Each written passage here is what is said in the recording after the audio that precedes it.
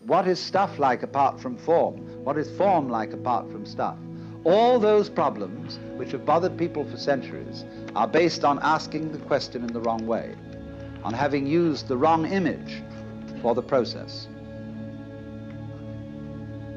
Actually, since nobody ever saw a piece of shapeless stuff, and nobody ever saw a piece of stuffless shape, the whole thing really is saying that they are the same.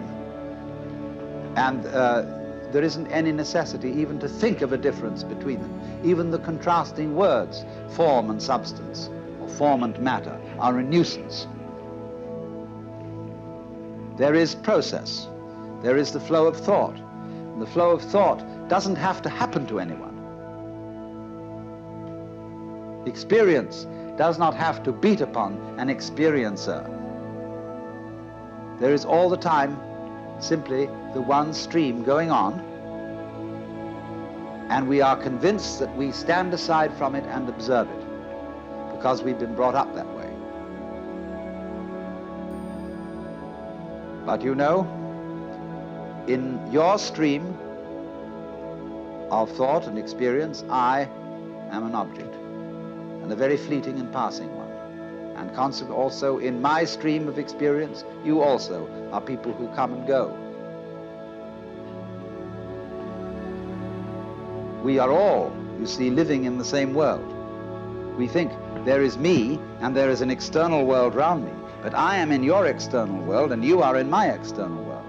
And if you think about that, you see we're all in one world, going along together. There isn't really the internal and the external. There is simply the process.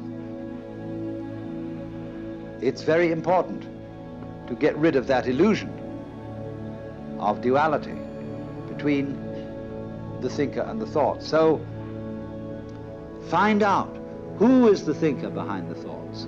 Who is the real, genuine you?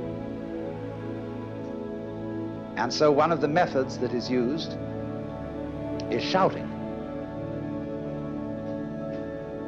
The Zen master would say to a student, now, I want to hear you.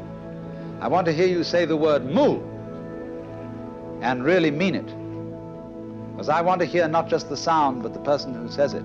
Now produce for me that. He says, mu! And the Zen teacher says, no, no, not yet. Mu! And he says, it's only coming from your throat. I want to hear your belly. And always, you see, it'll never come while the person is trying to make a differentiation between a true mu and a false mu.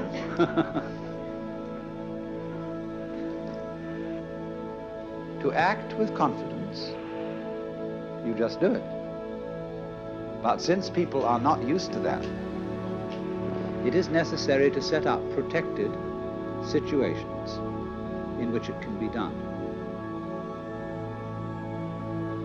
If we just in the ordinary way of social intercourse acted without deliberation, we would get into amazing confusions. As when people say, always speak the truth. Never tell a white lie. And they say exactly what is true and what they think about other people. Well, they can raise a great deal of trouble.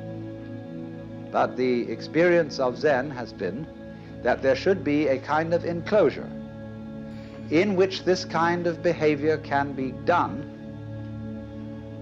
until the people are expert in it and know how to apply it in all situations.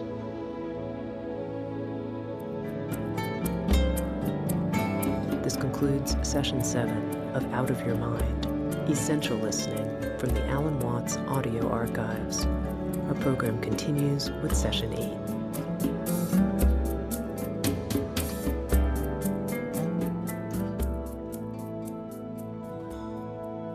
What is stuff like apart from form? What is form like apart from stuff?